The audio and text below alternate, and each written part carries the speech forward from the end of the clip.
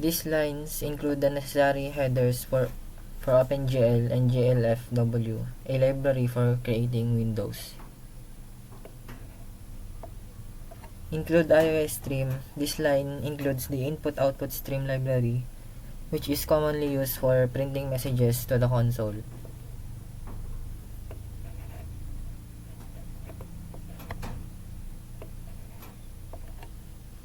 Void frame buffer size, GLF window int width, int height.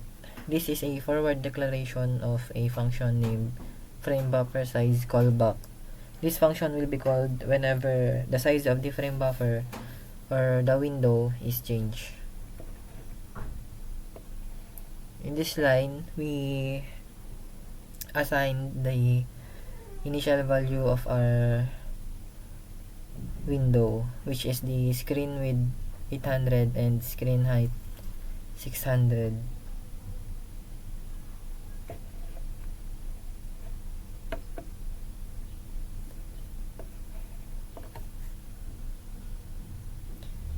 This line constant char vertex shader source.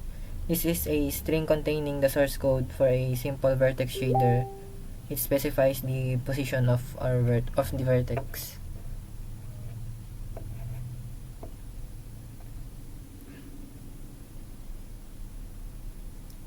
Constant char fragment shader source. This is also a string containing the source code for a simple fragment shader. It specifies the color of the fragment or the pixel.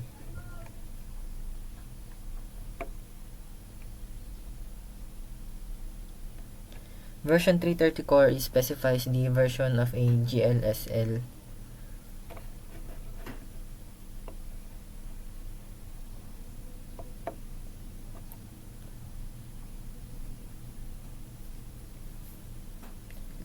Declares an layout location equals 0 in vec3 apos declares an input variable apos of type vec3, a 3D vector representing the position of the vertex. The layout location equals 0 part associates this variable with location 0. Void main, the main function of the vertex shader. GL position vec for apos x, apos y, apos z 1.0 calculates the final position of the vertex using a 4D vector, or the vec for the vertex position is directly assigned to GL position.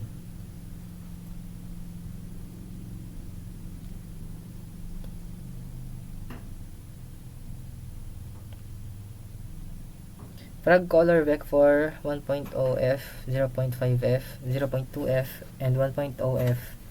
It sets the color of the fragment to an orangish tone. The vector represents the RGBA values, where 1.0 is fully saturated and 0.0 is not saturated for each color channel. Note that the /0 and /n or /o at the end of the shader source strings are null terminators commonly used in C-style strings. They indicate the end of the string. This code sets up a simple OpenGL program with a window, a vertex shader, and a fragment shader that renders a triangle with an orange color.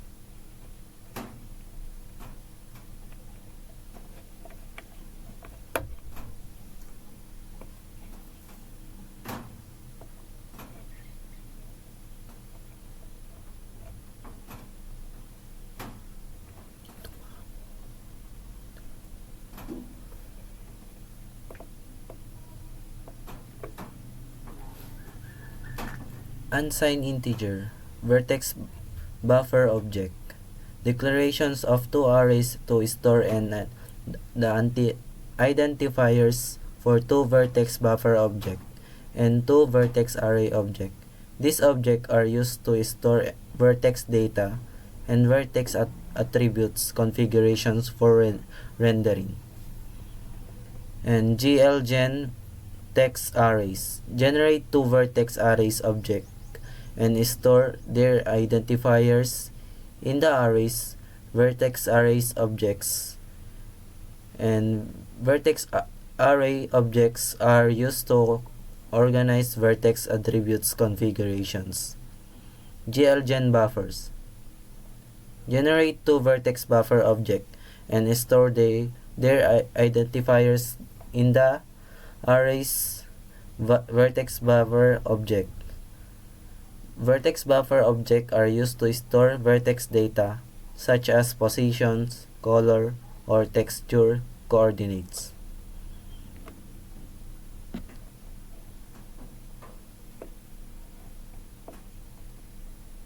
GL bind vertex array. Bind the first vertex arrays object. Subsequent OpenGL operations will affect this vertex arrays object.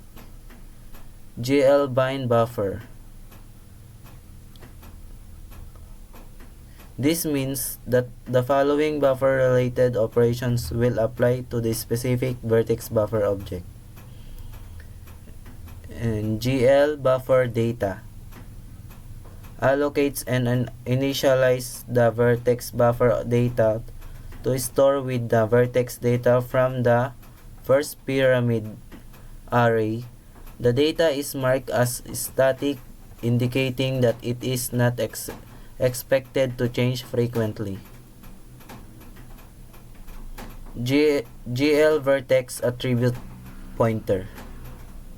Specific how the vertex attributes array should be interpreted.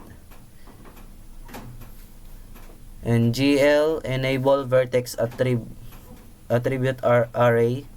Enable to vertex attribute array at index 0, allowing the specified vertex data to be used in the rendering pipeline.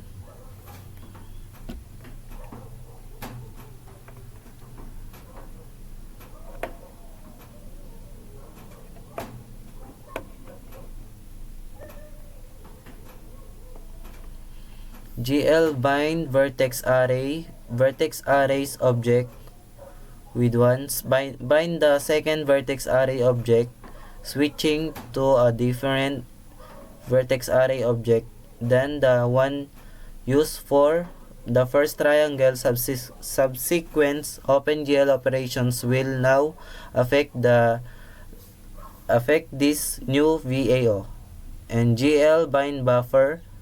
Bind the second vertex buffer object to the GL array buffer target similar to first triangle setup.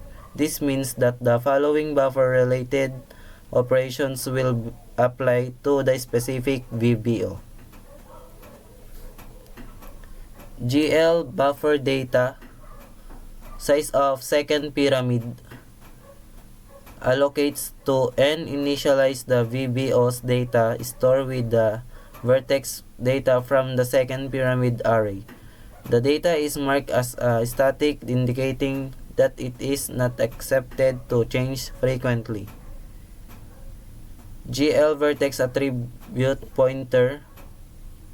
Specific how two vertex attributes array should be interpreted. In this case, it configures the attributes with index 0,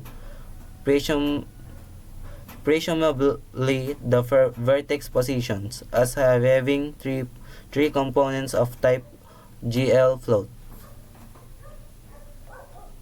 GL enable vertex arrays.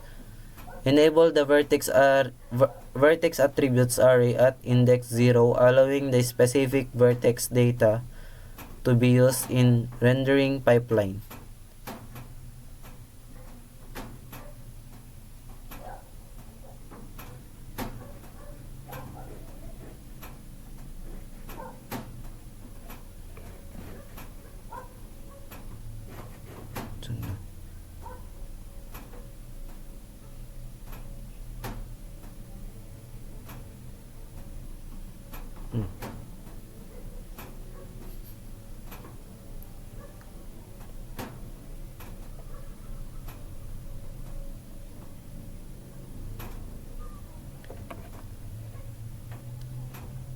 Rendering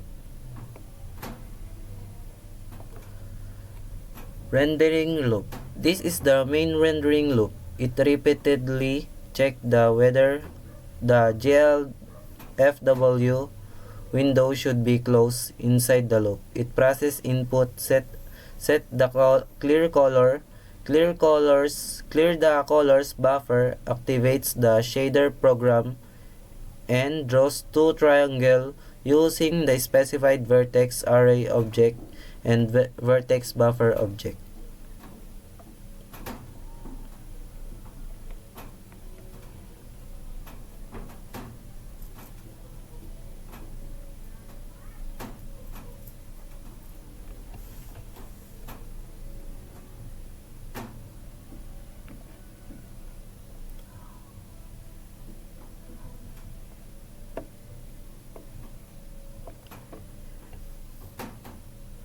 And this is locating resources. This section locates resources when the program is closing.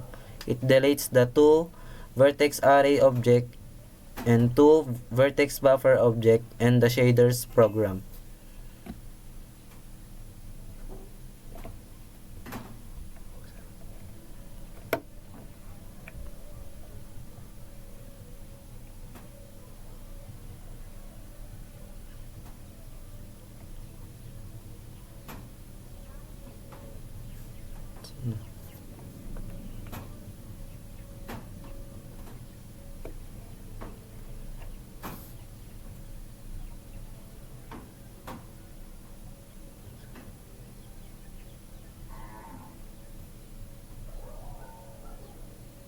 Frame size callback is a callback function in GLFW used to handle window resize events and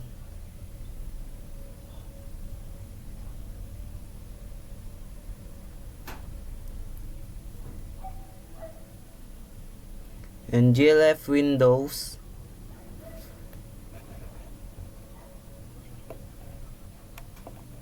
GLF window represent the GLF window that triggered the callback.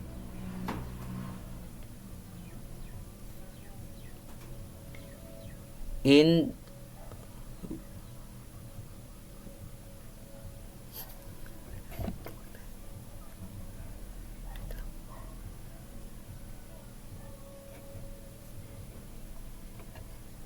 summary, the frame buffer size callback function is responsible for adjusting the viewport when the window is resized, ensuring that the OpenGL rendering area matches the update window dimensions.